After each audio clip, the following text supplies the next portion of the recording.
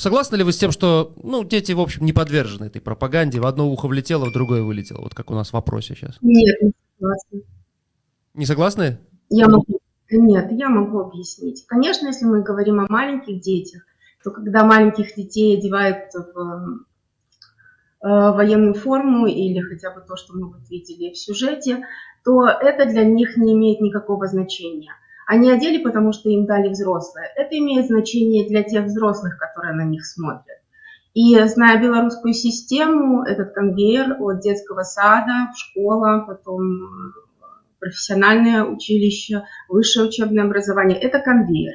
И люди, которые сейчас находятся у власти и в России, и в Беларуси, они не допускают к этому конвейеру никого, потому что дети, которые получают какую-то информацию, она у них остается. Они могут, конечно, ее не использовать, но в один прекрасный момент она все равно как-то выстрелит. Мы можем говорить о том, что дети об этом не вспоминают, если общество не создает такую ситуацию. Но если берем Беларусь, то там нарастают репрессии. С маленькими детьми, конечно, если родители могут себе позволить оградить малышей от такого участия, то это лучшая форма защиты для этих детей.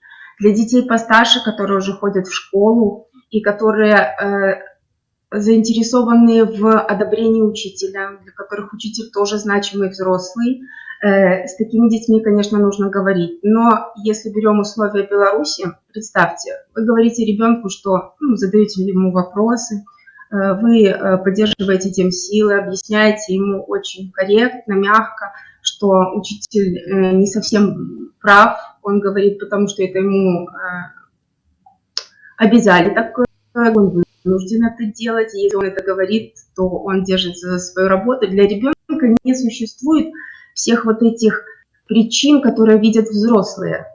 Ребенок попадает в стресс. Один значимый взрослый в школе и другой значимый взрослый дома. Конечно, родительская фигура намного более весомая.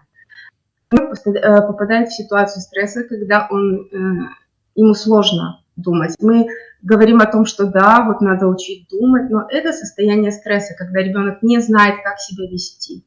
Допустим, если родители говорят о том, что нужно поберечься и не высказывать какие-то мнения о том, что происходит дома, то лучший способ оградить ребенка от такого стресса – это ему не рассказывать о том, что, например, если родители ведут какую-то активную деятельность. Потому что ребенок, он не может контролировать себя. И вы правильно заметили в сюжете, и это сказала Петрановская, что детей часто используют как источник информации. И выбор получается не очень большой. Либо вы ограждаете ребенка, и он получает поток информации, который вам как взрослому не хотелось бы, чтобы он получал. С другой стороны, вы не можете ему сказать правду полностью, потому что эту правду могут использовать. И такая позиция, когда мы живем и как будто ничего вокруг нас не происходит, которую часто критикуют, она иногда бывает единственной щадящей.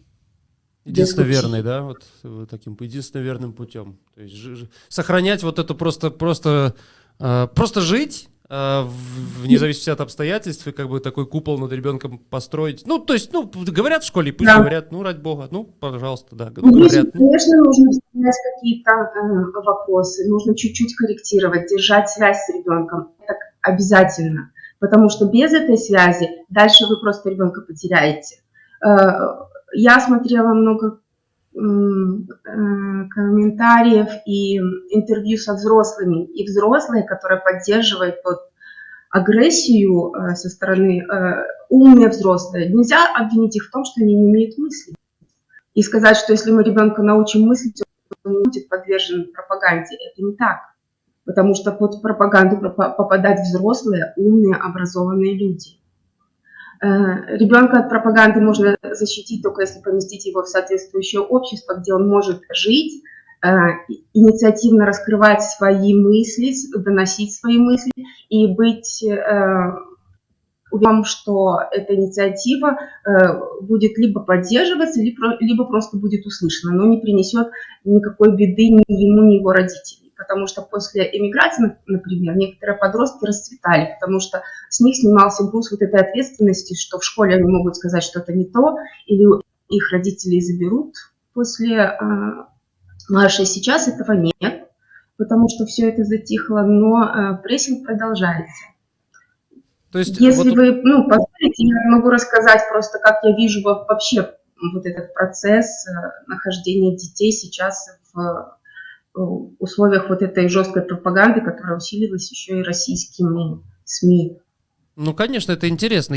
У нас был вопрос, как говорить с детьми о войне, о репрессиях, да, и надо ли вообще разговаривать? Вы сказали, что лучше, наверное, или чрезвычайно мягко это делать, или вообще не делать, чтобы не травмировать. Ну, вообще интересно. Вот вы можете прочитать нам эту лекцию, да, вот что сейчас такое эти дети в Беларуси в условиях вот этой тотальной пропаганды с двух сторон? Дети – это ресурс для режима, поэтому конвейер, который я сказала, от детского сада до высших учебных заведений, они не случайно сейчас его чистят, проводят чистки состава и меняют ректоров высших учебных заведений, и даже создали агентство, которое контролирует качество образования. Вот недавний разгром частных школ, которые имели доступ к детям и которые могли нести вот тот идеал, тот запрос. По сути, государство является заказчиком содержания образования, то есть чему ваших детей будут учить. Сейчас государству нужен гражданин, который приносит пользу государству. А если прямым текстом, ему нужны военные, солдаты. Поэтому этот нарратив, то есть примерка вот этого образа солдата, готовность убивать по приказу старшего, готовность самому умирать по приказу старшего, она начинается с того, что мы просто примеряем образ. Потом, чуть старше, ребенку помогают, этот образ показывает, конечно, как образ защитника, но по факту в любой стране солдат – это убийца. Он не идет... Не показывают доброго солдата. Это в советские времена очень хорошо с этим работали, показывали его как доброго спасителя. Но по факту это убийца. И ограничить, поставить какой-то предохранитель на то, чтобы его агрессия не перешла границы, может только единственный момент. Это его высоконравственность и культура. Это единственное, что может ограничивать вот эту агрессию, которая потом выливается в ужасные военные преступления, которых я бы даже здесь не упоминала, о которых и так все наслышаны. Только нравственность. Итак, государству нужны солдаты. Ей не нужны нравственные солдаты, и поэтому приходят в школу военные, которые демонстрируют. Что они демонстрируют? Ловкость, силу, готовность вот кого-то ударить, вот какой я ловкий. Но будем честными, по всему миру сила, ловкость, она возводится в какой-то культ. И во всех фильмах, которые занимают там ведущие топы по прокату, есть драки, убийства с оружием, это все есть. Мы только не хотим принимать, нам страшно принимать то, что касается лично нас. И вот это пришло к нам в такой концентрированной, незавуалированной форме. Как только ребенок подрос, ему вручают автомат. Те, у кого не было лего, с удовольствием этот автомат будут разбирать. А если добавить еще дефицит мужского внимания и вообще внимания в семьях и уровень насилия в семьях, и если это страна с низким уровнем развития и высоким уровнем стресса, то это будет то, что детям подходит. Дети любого возраста реагируют на любое действие, которое эмоционально окрашено и которое в их жизни востребовано.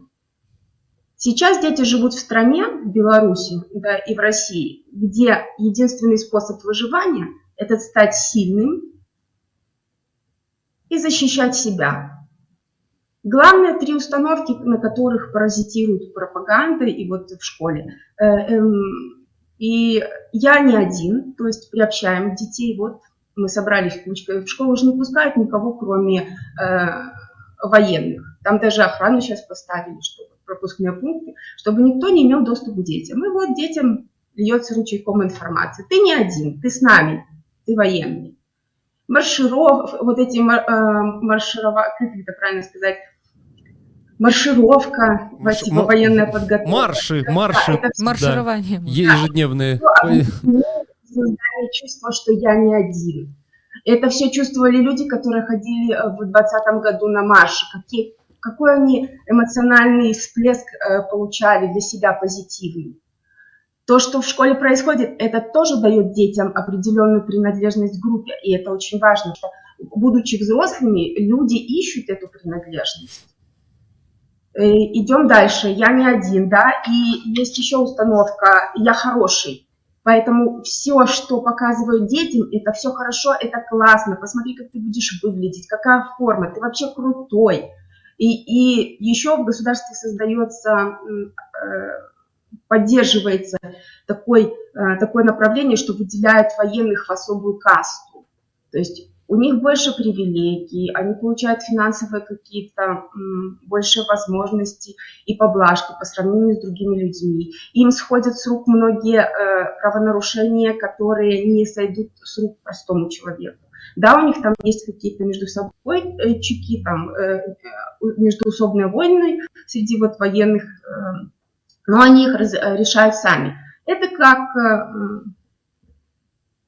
феодальное царство, наверное, я бы сказала, где есть простые люди, есть военные, приближенные к царю, и царь за счет того, что все потребности страны сузил и захватил все рычаги влияния, сузил только до собственных потребностей.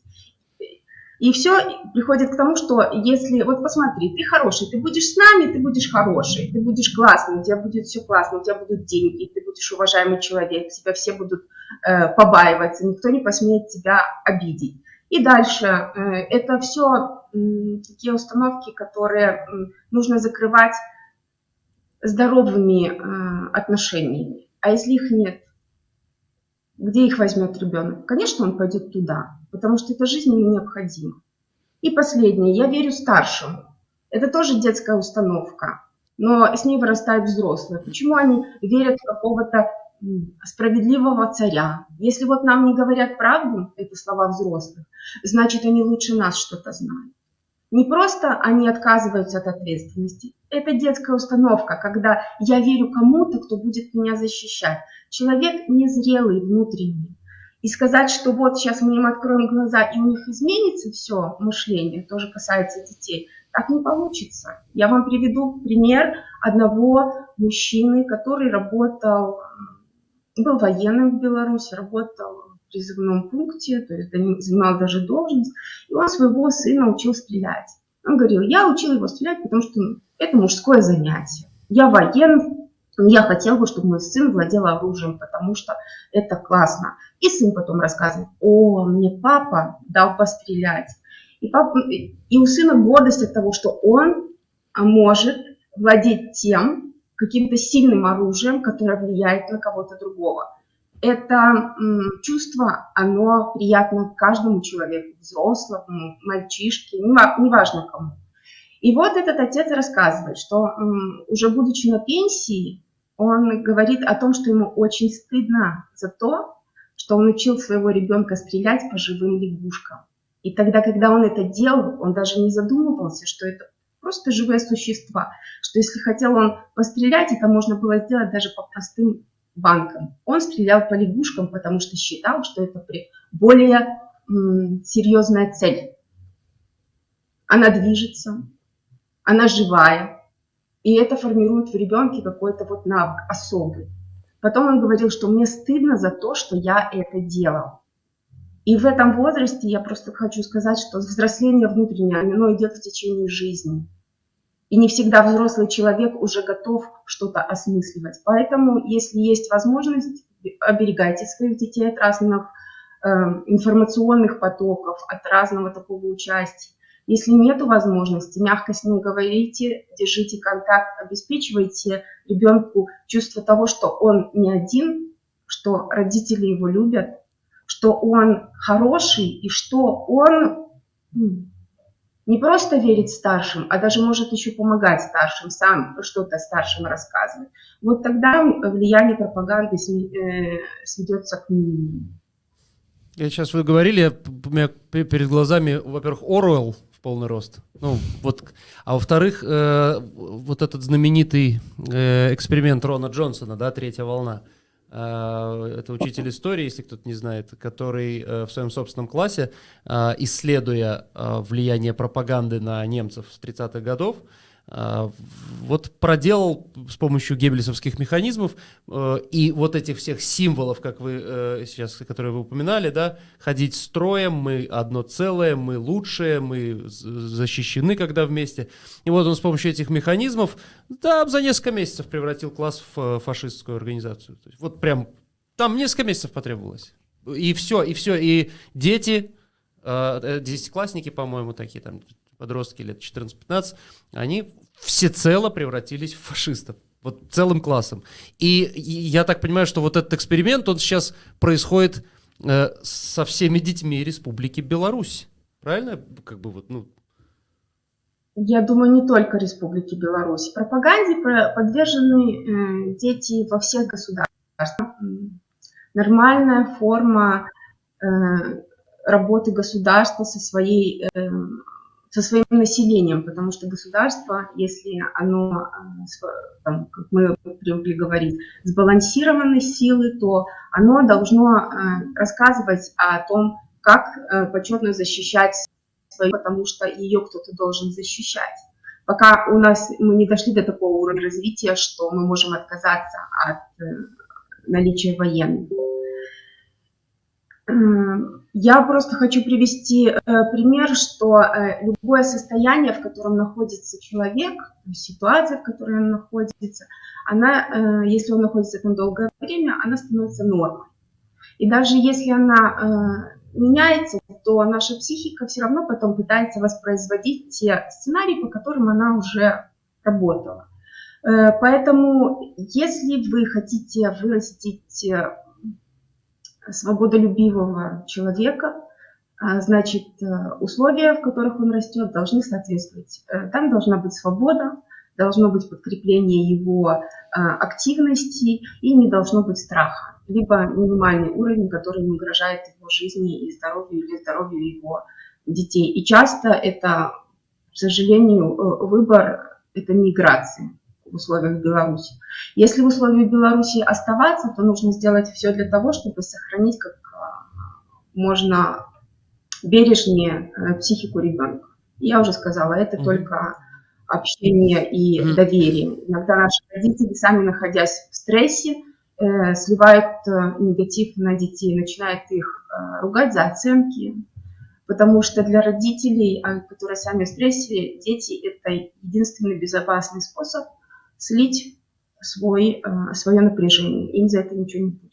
Они не могут это сделать на работе, не могут сделать это, например, напрямую, но напряжение никуда не идет, оно не исчезает само по себе. И уже гимнастики, дыхание могут и не помогать, потому что это длительный такой прессинг, который давит человека, и там человек скатывается в более примитивные формы поведения, чтобы психика осталась на уровне здорового функционирования. Поэтому говорить о том, что мы можем воспитать свободных, психически, психологически здоровых детей в условиях диктатуры, это, мне тяжело, кажется, скажем, мягко. Да? Да, очень тяжело. Угу.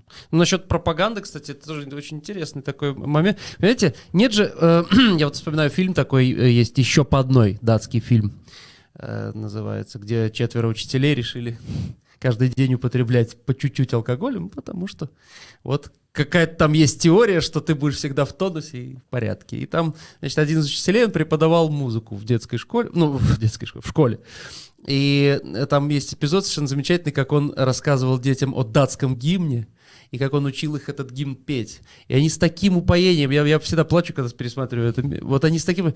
И я понимаю, что нет ничего дурного в том, что дети в школе поют гимн своей страны. Но как только эти датские дети спели гимн своей страны, они вышли из стен школы и оказались на свободе, да, вот. А у нас почему-то вот гимн страны спел, и потом сразу пожалуйста в камеру. Вот в чем разница, да, то есть там хочется петь этот гимн, а у нас его надо петь, у нас его заставляют петь. Кстати, здесь, в Польше, вот моя дочка, у нее есть уроки этики, и я говорю, что там вам преподают? Она говорит, ну что, вот пару месяцев назад был у нас разговор, она говорит, ну что-то рассказывали, вот что типа Путин плохой. Я говорю, как? Ну, так и 5 класс. Я говорю, так и говорю. Ну да, что вот агрессия, вот война, что вот это все начал Путин. Ну, типа, вот такая история. То есть это что же, по сути, ну, зачем ей... Она знает без того, кто такой Путин, в семье живет в такой. Но вот в школе, ну не знаю. То есть вы говорите, что везде есть эта пропаганда? Ну да, она есть вот везде. Наверное, так.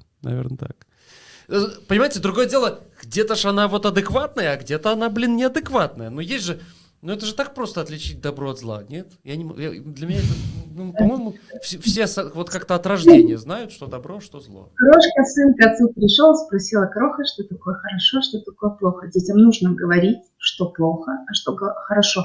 Не отличают они сразу. Они копируют поведение родителей без критики. Они копируют поведение значимых взрослых, которые занимают какую-то действительно значимую позицию лидерскую, без критики.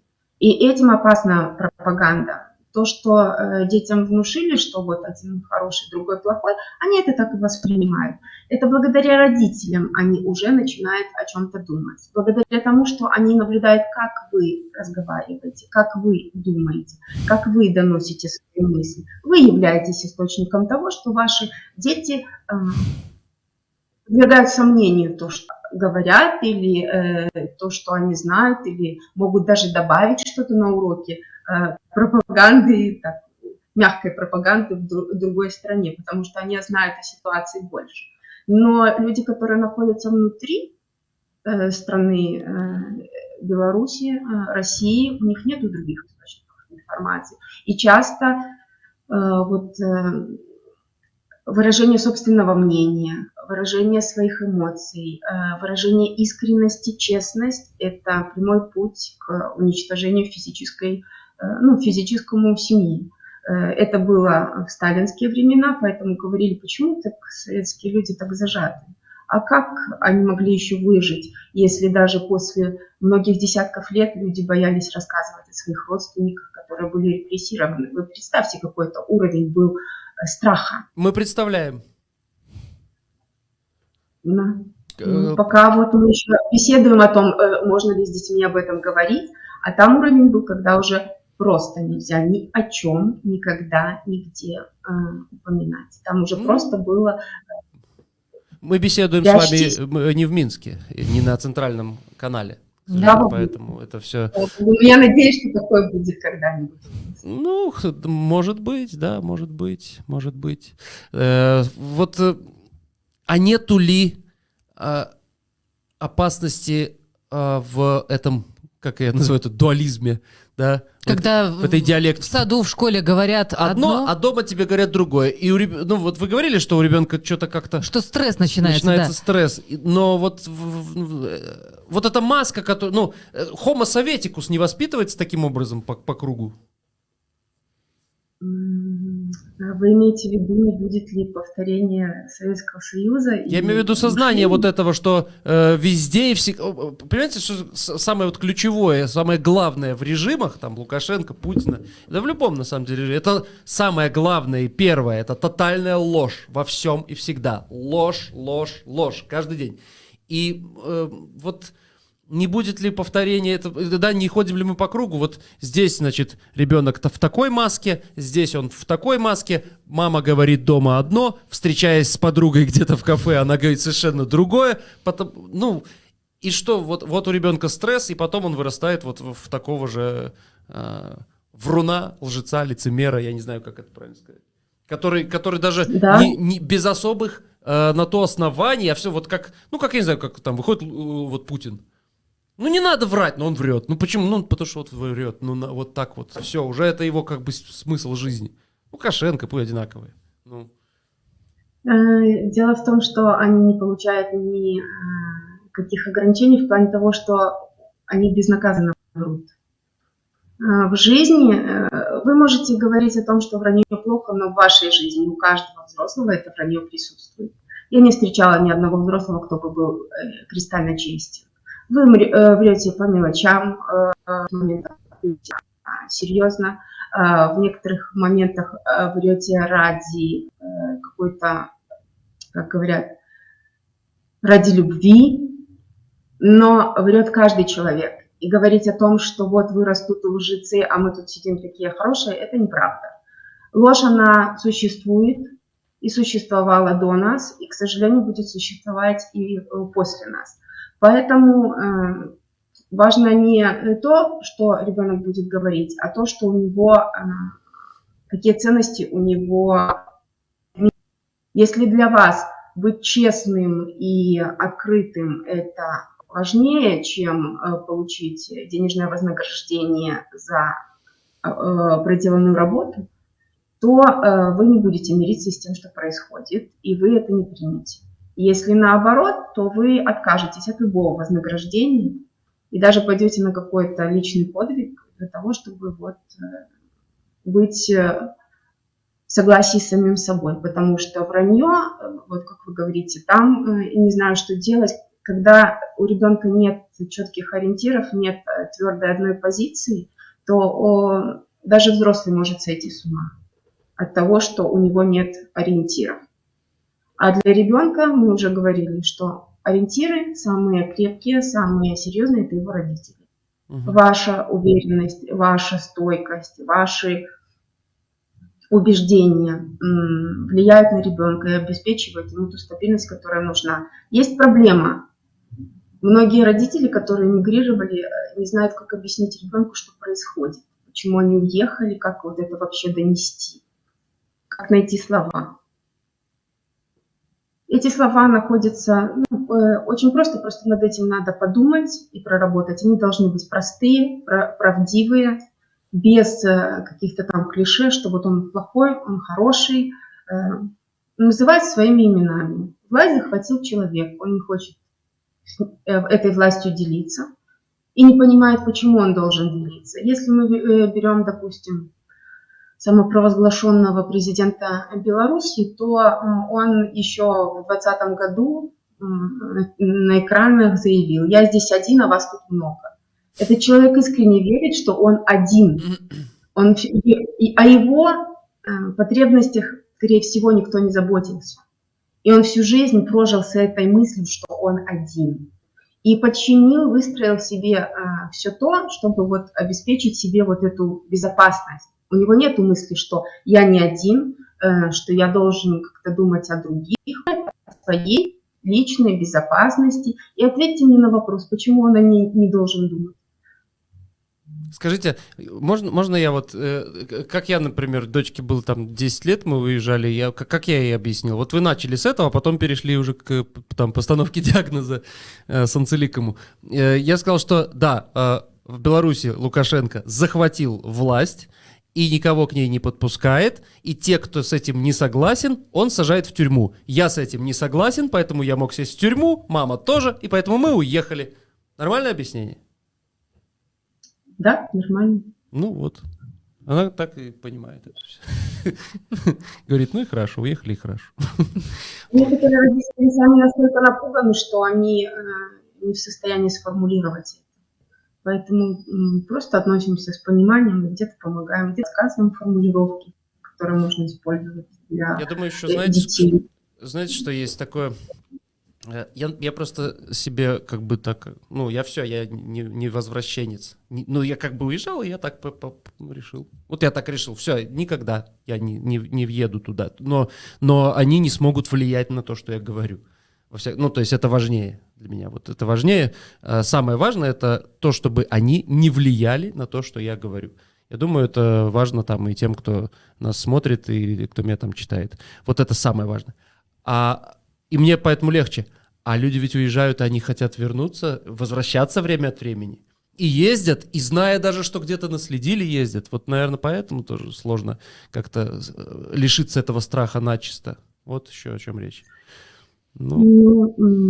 Мы не можем говорить за тех людей, которые ездят и рискуют. Возможно, у них другое представление о тех рисках, которым они себя подвергают. Но есть такая проблема, что когда вы переезжаете, у каждого человека есть надежда, если он вынужденно переехал, что он вернется назад. И принять то, что он не вернется, сложно, на это нужно время. И вот когда человеку эта мысль приходит, что все, я понимаю, что я здесь, например, за границей надолго, я могу теперь рассказать ребенку, что я надолго, и теперь какие-то планы могут быть. Потому что ребенок, чувствуя, что родитель не понимает сам, что будет дальше, перенимает вот это напряжение, оно копируется, вы можете ничего не говорить, ходить с улыбкой на лице, рассказывать ребенку, что все хорошо, мы поехали в путешествие, но ребенок считает вашу тревожность, и природа так устроена, что дети часто вот снимают часть напряжения родителей, забирая его на себя. Я надеюсь, что скоро этот механизм будет описан учеными, но пока в практике я вижу, что некоторые родители снимают свой диагноз за счет того, что получают диагнозы близкие, то есть дети и супруги. А вот вы начали интересную тему уже, так сказать, закругляясь, но все-таки про то, что вот Лукашенко, вот он один, всегда один, да, он один, я один, а вас много, и он всю жизнь вот такой с детства один. Это какой-то... мы здесь не медицинская программа, и вы, скажем так, не психиатр, или вы психиатр тоже? Нет, я психолог. Да, но диагноз поставить мы не можем, но все-таки порассуждать на тему, почему бы нет. То есть, если продолжить мысль, если бы вас поставили к стенке украинские фашисты и сказали, ну все, или вот вы ставите сейчас диагноз Лукашенко, или мы вас расстреливаем, какой бы диагноз вы поставили? Ну, я бы как минимум проинформировала, что у меня нет медицинского образования для постановки таких диагнозов. Я не ставлю диагнозы, у меня нет на это ни компетенции, ни соответствующего там образования, опыта. Я смотрю на поведение и работаю со здоровыми людьми. И то, что я увидела в СМИ, это транслировалось, когда он выступал, я увидела вот эту фразу «я один», при том, что человек окружен большим количеством охранников, что он создал свою империю, подчинил себе, и это все держится на его ощущении того, что один, и никто ему не поможет, поэтому он старается контролировать все. И это все из детства? Это конечно. Я хотела бы добавить, что есть такой момент, понимаете, чудовища, в том числе моральные, они не появляются сразу. Каждый человек в окружении добавил в жизни какую-то каплю напряжения, каплю злости, каплю неприятности. Чья-то капля стала последней. И человек направился по такой дороге, которая привела к масштабным трагедиям. И сказать, что он только один такой плохой, нет. В его личности принимало участие много людей, в том числе, которые считают себя очень воспитанными и хорошими.